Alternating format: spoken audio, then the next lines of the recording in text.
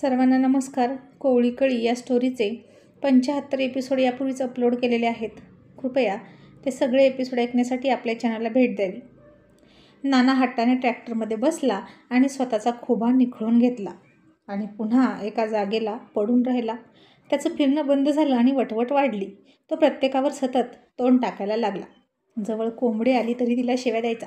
दुपारच्या कोंबड्या जास्त ओरडायच्या आणि नानाची झोपमोड व्हायची आणि तो त्यांना शिव्या द्यायचा. गतकाळ्यांनो, एकाच वेळी डझनभर अंडी देणार असल्यासारख्या जोर लावून ओरडताय होय. तुमचं बरबाद केलं तुमचं. थांब आता एकेकीला कापूनच खातो असं म्हणायचा आणि मग बायकोला म्हणायचा, आज संध्याकाळीच एकीचं कालवण कर आणि तू नको करू, कुसुम करेल. सासू म्हणाली, अहो सारख्या खाऊन खाऊन 4च कोंबड्या शिल्लक राहिलेत, तेवढ्या तरी राहू दे की, एखादं अंडं तरी होतं खायला. आणि नाना तिला शिव्या देऊन म्हणाला, किती बाजिंदी बाई आहेस तू. तू काय तुझ्या बापाच्या घरनं कोंबड्या घेऊन आलीस की काय? तुला खायला मिळते ते बघ, वरनं त्या कोंबड्या कुठं सांभाळत बसतीस? आणि तुझ्या कोंबड्या संपल्या की मी तुझी बोकडं पण खाणार आहे.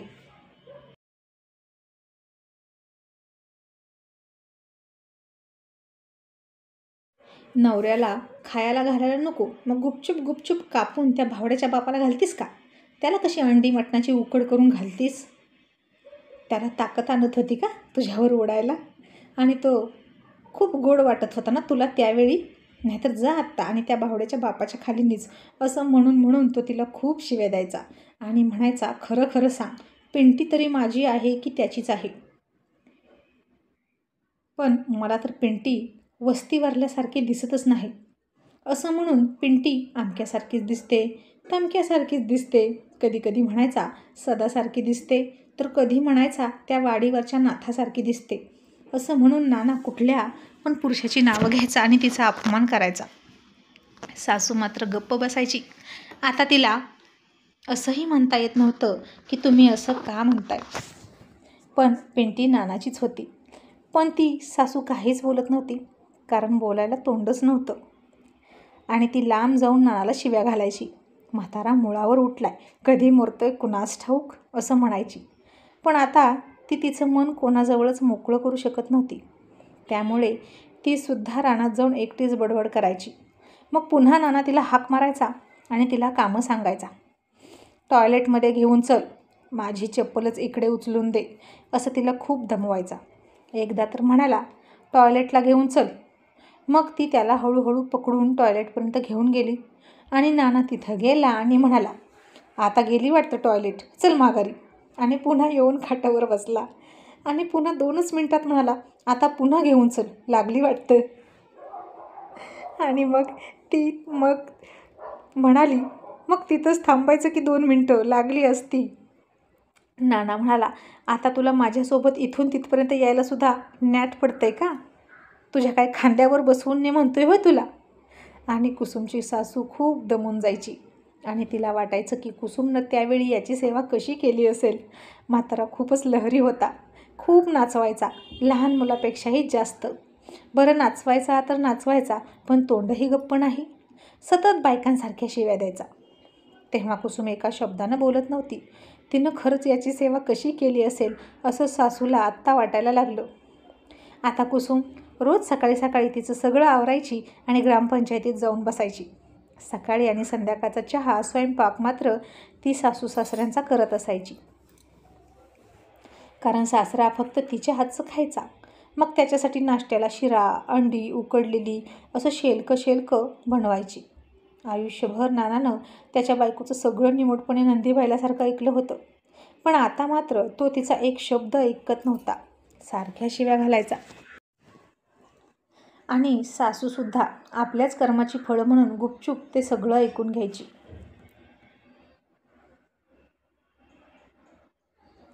आणि एक दिवशी पिंट्या आणि सविता नानाजवळ येऊन बसले. पिंट्याच्या पोराला नानानं अजून बघितलं सुद्धा नव्हतं. आणि सविता म्हणाली, मामा आता कसं वाटतंय तुम्हाला? आणि नाना पुन्हा म्हणाला, आता काय वाटायचं आणि काय राहिलंय वाटून घ्यायचं. आता फक्त मरण आलं म्हणजे बास. तुझ्या सासूच्या आधी गेलो म्हणजे ती रिकामी गुण उधळायला. आता या वयात हे दुखणं सोसत नाही बघ, असा तो सविताला चांगलं बोलत म्हणाला. कारण कुसुमला जसा सून आहे म्हणून हक्काने शिव्या घालून काम करून घ्यायचा तसा हक्क त्याला सवितावर वाटत नव्हता. आणि आता पिंट्या जवळच होता म्हणून सासूला अवसान आलं आणि आत्तापर्यंत झालेल्या आजारपणातल्या नानाचा त्रास आणि त्याची सगळी भडास काढण्यासाठी ती त्याला वैतागून म्हणाली, मी सांगितलं होतं का तुम्हाला की ट्रॅक्टरमध्ये बसा? लहान बाळासारखा हट्ट कोणी करायला सांगितला होता? मग घेतला ना खोबा मोडून. आणि नाना तिला शिवी देऊन म्हणाला, हलकट बाई तू, एक नंबरची बिनबघवी आहेस तू. तुला अजिबात बघवत नाही कुबेरची प्रगती झालेली. आणि तुझ्या बापाचं काय गेलं ग मी मोडलू तर? माझ्या पोरानं ट्रॅक्टर घेतलाय मग मी बसणारच ना त्यात. आणि माझ्याच पोरानं मला दवाखान्यातनं आणलं. तुझ्या पोरानं नाही घेतला ट्रॅक्टर त्यामुळे तुला कौतुक वाटत नाही. आणि आता हे पिंट्यानं ऐकलं आणि त्याला खूप वाईट वाटलं. मी नानाचा मुलगा नाही हे नानानं ॲक्सेप्ट कसं काय केलं असं त्याला वाटलं. पण मी तर अजूनही नानालाच माझा वडील मानतो, कारण जन्म देणाऱ्यापेक्षा सांभाळणारा खूप मोठा असतो. नानानंच त्याचे लाड केले. त्याच्याच हाताला पकडून त्यानं पहिलं पाऊल टाकलं. शेतीची सगळी कामं शिकवली. संसार कसा करायचा हे नानानंच शिकवलं. एवढं पण निम्मा हिस्सासुद्धा जमिनीचा बरोबरीने दिला. मग फक्त आत्ता कळलं की तो नानाचा मुलगा नाही तर इतका फरक का पडावा नानाला. त्यानं लगेच पिंट्यावरची माया आटवली होती. हाच नाना अगोदर पिंट्याला हक्काने सगळी कामं सांगायचा, पण आता एक वस्तूसुद्धा त्याला मागत नव्हता, हक्काने आणि हट्टाने. पिंट्याला याचा खूप त्रास झाला आणि तो घरामध्ये जाऊन रडायला लागला. सविता म्हणाली, अहो नका ना वाईट वाटून घेऊ, मामांचा स्वभाव तुम्हाला माहीत आहे ना. त्यांचं तुमच्याविषयी काहीच मत नाही, ते आत्याला शिवे देण्यासाठी तसं म्हणतात. पिंट्या रडत म्हणाला, मग सविता यात माझा काय दोष? मी म्हणालो का त्या बाईला व्यभिचाराने वाघ आणि मला जन्म दे? आता असं वाटते की मी जन्माला आलो नसतो तर बरं झालं असतं.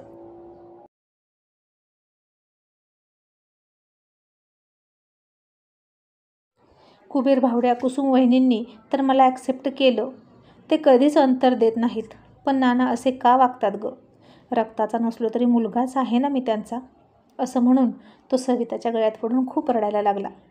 आता हे कळलं कुबेरला आणि तो म्हणाला, पिंट्या अरे अडाणी लोक आहेत ती, आणि तू तरी नानाचं इतकं मनावर कशाला घेतोस?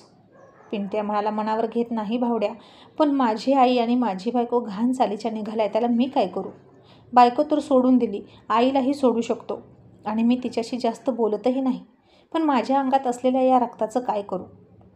जे दूषित आहे ते रक्त तर मी काढू शकत नाही. असं म्हणून तो आणखीनच रडायला लागला आणि कुबेरला समजत नव्हतं की त्याला कसं समजवावं. मग थोडा वेळ असाच गेला आणि पिंट्या आपोआप सावरला. मग आता इकडे पिंट्याच्या मुली दारात खेळत होत्या आणि खेळताना त्यांनी पाय पसरले होते आणि तिथून भावड्या चालला होता. मुलींच्या मांड्यांकडे तो घाणेरड्या नजरेनं बघत होता आणि मोठ्या मुलीची मांडी त्याला दिसली. पाय पसरल्यामुळे फ्रॉक वर गेला होता आणि तिची निक्कर दिसत होती आणि तो नीच हलकट खूपच नालायक होता भावड्या. तिथंच थांबून उगीच बघत बसला होता. हे सगळं सवितानं बघितलं, पण त्यावेळी मात्र ती काहीच नाही बोलली.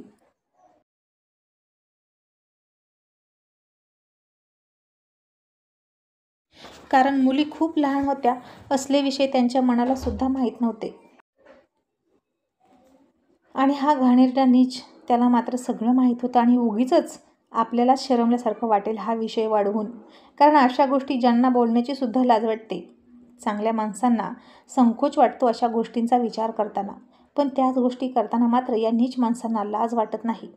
मग तिनं आतमध्ये जाऊन मुलींना हाका मारून बोलवून घेतलं आणि बाजारच्या दिवशी पिंट्याला म्हणाली, आधी सगळ्या मुलींना लांब पॅन्टा घेऊन या मुलांसारख्या आणि अंग भरून कपडे इथून पुढे मुलींना घालायला लावायचे, असं सविताने ठरवले.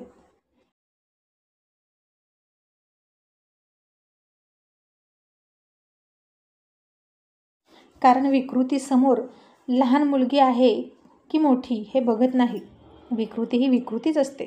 आता एक दिवशी पुन्हा अनिता आली मुलींना भेटायला. ट्रॅक्टर बघून तिला खूप आश्चर्य वाटलं आणि ती भावड्याला म्हणाली, याच्याकडे इतका पैसा आला तरी कुठून? चक्क ट्रॅक्टर घेतला? भावड्या म्हणाला, याचा नाही, कुबेरचा ट्रॅक्टर आहे आणि त्याला आता काय, बायको आहे सरपंच, त्यामुळे तो सुद्धा जाऊन बसतो तिच्या जोडीला आणि नवरा बायको मिळून ग्रामपंचायत धुवून खातात. आता भावड्या हे सगळीकडे पसरत होता की कुसुम खूप अफरातफर करते.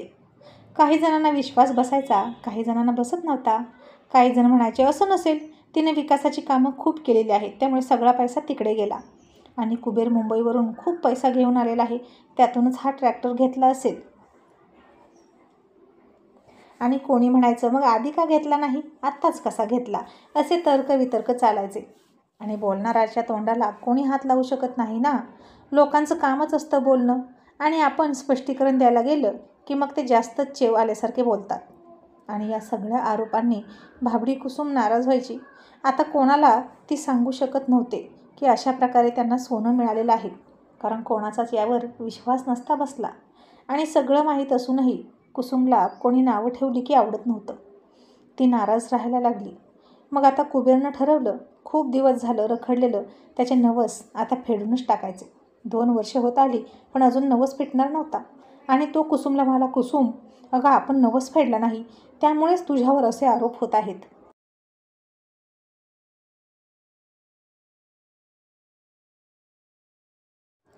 आणि त्यानं कुसुमला लाडीगोडी लावली आणि तिची 2 बोकडं घेतलीच.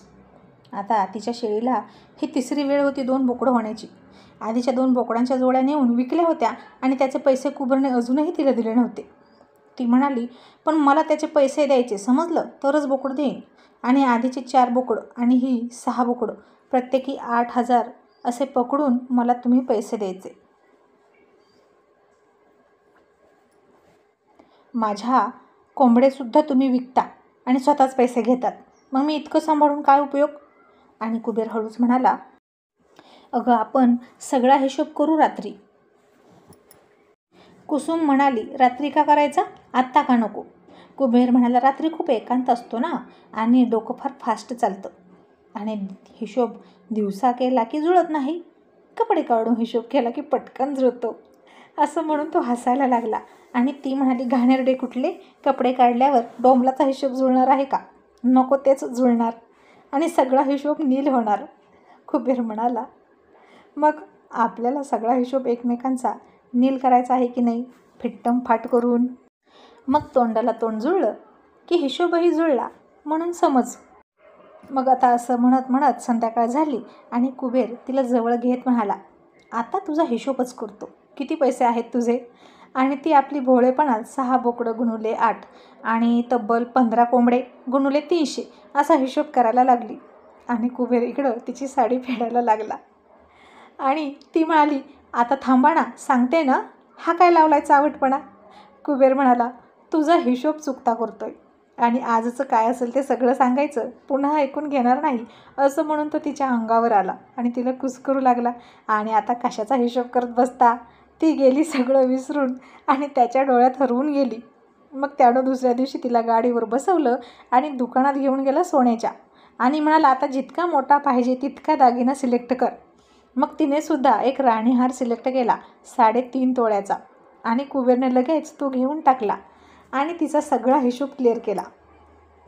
तेव्हा कुठं बिचारीचा जीव भांड्यात पडला. मग आता कुसुमनं जो मनात विचार केला होता तो अंमलात आणण्याचं ठरवलं. पोलीस पाटील, ग्रामसेवक, तलाठी, गावातली पंचमंडळी सगळी एकत्र केली. शिवाय गावातल्या काही प्रतिष्ठित बायकांनासुद्धा तिनं ग्रामसभेत बोलवून घेतलं. कुसुम सरपंच झाल्यापासून ज्या बायकांना आधी किंमत नव्हती, त्या हुशार बायकांना, जसं की संजूची आई, थोरली आई आणि आणखीन बऱ्याच बायका होत्या, ज्या वागायला चांगल्या होत्या, अशा बायकांना कुसुममुळे आता मान आला होता आणि त्यांच्या मतालासुद्धा महत्त्व प्राप्त झालं होतं. आणि यातच कुसुमने माजी सरपंचाच्या आईला, जी कुसुमचाच विरोधात उभा राहिली होती, तिलासुद्धा सामील करून घेतली होती. विरोधक आहे म्हणून काय झालं, तिची ही मतं महत्त्वाची होतीच की, असा कुसुमचा धूर्त विचार होता. आणि त्यामुळे ती आता जे काही मांडणार होती तो प्रस्ताव मंजूरच व्हावा असं तिला वाटायचं. मग कुसुम बोलायला उभा राहिली आणि ती म्हणाली, गावामध्ये सगळ्या सुधारणा केल्या, पण एक सुधारणा मात्र राहिली आणि ती करणं अवघड आहे, म्हणूनच अजूनही मला यश आलं नाही. आणि ती सुधारणा व्हायची असेल तर तुमच्या सगळ्यांचं सहकार्य फार महत्त्वाचं आहे.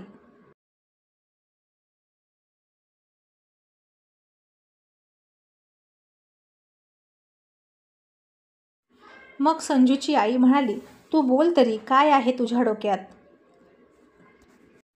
मग आता तिला चांगली आयडिया मिळाली होती. लाडोबाईच्या नंदाव्यानं तिच्या नंदेचं केलं तसं मुंडन करायचं. पण सगळ्यांना विश्वासात घेणं गरजेचं होतं, कारण गावातल्या लोकसंख्येपैकी निम्मी अर्धी लोकसंख्या अशीच वागायला घाणेरडी होती. मग कुसुम म्हणाली, आपलं गाव तसं चांगलं आहे, पण अशा व्यभिचारानं बरबटलेलं आहे. त्यामुळे आपल्या गावाला खूप नावं ठेवली जातात. इथल्या मुली आणि सुना घाणेरड्या चालीच्या आहेत असं म्हटलं जातं. आणि ते एका अंशी बरोबर आहे. पण 4-2 जणांमुळे बाकीच्या सगळ्यांनाच याला सामोरं जावं लागतं. आणि इथे येणाऱ्या चांगल्या स्त्रियासुद्धा त्यात सामील होऊन जातात. हा एक रोगच आहे असं म्हणावं लागेल. साथीच्या रोगासारखा एकाला लागला की दुसऱ्याला लागतो. हे करणारे आपलेच मुलगा मुलगी सून आहेत. आणि म्हणून मी पोलिसांना सुद्धा बोलवून घेतलं आहे. आणि हा ग्रामपंचायतमध्ये ठराव करत आहे की यापुढे जो कोणी असं करेल त्या बाईचं मुंडन करायचं आणि तिला गावामध्ये असं करता येणार नाही. यामुळे आपल्या येणाऱ्या पिढीलासुद्धा अशीच घाणेरडी सवय लागेल. तुम्हा सगळ्यांना कसं वाटतं ते सांगा. आता यामध्ये पंचमंडळींमध्ये भावड्याचा बाप होताच आणि काही जण तसेच होते, पण आता वय झालं होतं म्हणून गप्प बसले होते. मग बायका म्हणाल्या, हो तसंच करूया, कुसुम तुझं बरोबर आहे. मग एक जण म्हणाला, फक्त बायकाच नाही तर याला पुरुषसुद्धा जबाबदार आहेत. कुसुम म्हणाली, ते तर आहेच, पण आधी आपण हा उपाय बायकांसाठी करूया. त्यानं जर फरक पडला तर सगळे पुरुष आपोआप ताळ्यावर येतील. मग सगळ्यांनी संमती दिली. कुसुमने ग्रामपंचायतच्या सभेमध्ये हा ठरावच करून टाकला. आता ग्रामपंचायतीचा ठराव केला की तो शासकीय ठराव असतो. मग कोणीच त्या विरोधात जाऊ शकत नसतं. आणि त्या ठरावाचं जर उल्लंघन केलं तर त्याच्यावर पोलीस केससुद्धा करता येते. मग कुसुमने ताबडतोब 20-30 बॅनर बनवून घेतले आणि त्यावर स्पष्ट लिहिलं, या गावात इथून पुढे जो कोणी चरित्रहीन राहील, व्यभिचारीपणा करेल, नात्यांच्या मर्यादा ओलांडेल, त्या बाईचं आणि त्या पुरुषाचं मुंडन करण्यात येईल आणि गावातून हाकलून देण्यात येईल. असा तिनं ग्रामपंचायतचा फतवा काढला. आणि हे बॅनर गावात शिरतानाच वेशीवर लावला, त्यानंतर चौकामध्ये लावला आणि ज्या बायका असं करतात त्यांच्या घरापुढे सुद्धा लावला. गावातल्या सगळ्या लोकांसाठी आणि गावात येणारे पाहुणेरावळे यांच्यासाठी हा चर्चेचा विषय झाला. गावात भावड्याच्या बायकोसारख्या ज्या बायका होत्या, ज्यांनी खुलेआम बाजार मांडला होता, त्या बायकांवर या फतव्याचा काही परिणाम होतोय की नाही हे पाहणं खरं तर इंटरेस्टिंग होतं. त्या कुसुमला शिव्या घालायला लागल्या आणि म्हणायला लागल्या, तिला काय करायचं आहे, आमचं शरीर आहे, आम्ही काहीही करू. तिच्या घरात तर जाऊन आम्ही करत नाही ना, तिच्यासाठी तर गिऱ्हाईक आणत नाही ना, असं म्हणायला लागल्या. आता पूजासारख्या बायका होत्या ज्यांचं घरातल्या घरातच लफडं चाललं होतं. ते पटकन उघडकीस येणार नव्हतं, कारण दोन्ही पार्टीकडून संमती होती ना म्हणून. पण भावड्याच्या बायकोचे मात्र गिऱ्हाईक गावाबाहेरून लांबून लांबून यायचे. ते आले की सगळ्यांना समजायचं आणि फतवा काढला त्याच्या दुसऱ्या दिवशी भावड्याच्या बायकोकडे एक गिऱ्हाईक आलं. आणि कुसुमने सगळी पंचमंडळी आणि जे त्या सभेमध्ये होते, थोरली आई, संजूची आई, अशा सगळ्या बायका बोलवून घेतल्या आणि तिच्या दारापुढे गेली. भावड्याच्या बायकोला राग आला दार वाजवलं म्हणून आणि ती कुसुमला उलटसुलट बोलायला लागली. आता हे ऐकून बाकीच्या बायकांना राग आला आणि त्यांनीसुद्धा भावड्याच्या बायकोवर दात धरला. त्यांचासुद्धा आधीपासून राग होताच तिच्यावर आणि त्या सगळ्या जणींनी भावड्याच्या बायकोला बदडली, अगदी झिपऱ्या धरून हाणली आणि बाकीच्या बायकांचे धाबे दणाणले. कुसुमने तिची सुटका केली आणि तिला म्हणाली, तुला आणखीन एक संधी देते, नाहीतर तुझं मुंडन करण्यात येईल. पण तीसुद्धा पक्की सोकावलेली होती. एक दिवशी तिनं गाशा गुंडाळला आणि तिच्याकडे येणारा एक गब्बरगंड पैशानं राखीव जे गिऱ्हाईक होतं त्याच्या शेतात असणाऱ्या घरातच जाऊन राहिली आणि तिथे तिचे गिऱ्हाईक यायला सुरुवात झाली. तिनं गाव सोडलं पण व्यभिचार नाही सोडला. पण इतकं झालं तरी खूप झालं, निदान एक घाण तरी गावाच्या बाहेर गेली असं कुसुमला वाटलं. मग नाना एक दिवशी म्हणाला, कुसुम तुझा तो मुंडनाचा फतवा काढून किती दिवस झाले ग, अजून एक तरी सटवीचं मुंडन झालं की नाही. कुसुम आले, नाही ना मामा. मग सासऱ्यानं सासूकडे बघितलं आणि म्हणाला, ही म्हस आहे की हिलांने आणि भादर, ही तरी काही गुणाची आहे होय, तिच्या मागच्या गुन्ह्यांची शिक्षा आत्ता दे आणि हिचं मुंडन कर. आणि हिची भाची आली की तिला पण पकड आणि तिचं पण कर. तसं सासूनं ते ऐकलं आणि घाबरून शेळ्या सोडल्या आणि रानात पळाली.